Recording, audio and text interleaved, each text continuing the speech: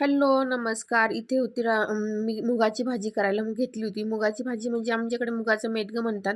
तुमच्याकडे काय म्हणतात ती भाजीला तर मला नक्की सांगा. तर मुगाचं मेटगं आणि त्याच्याबरोबर बाजरीच्या भाकरी खूप अप्रतिम जेवण होतं. तर पहिले मी बाजरीची भाकरी करून घेतल्या. मग मूग शिजवून घेतले. त्याच्यामध्ये खूप साधी आणि सिंपल फोडणी द्यायची.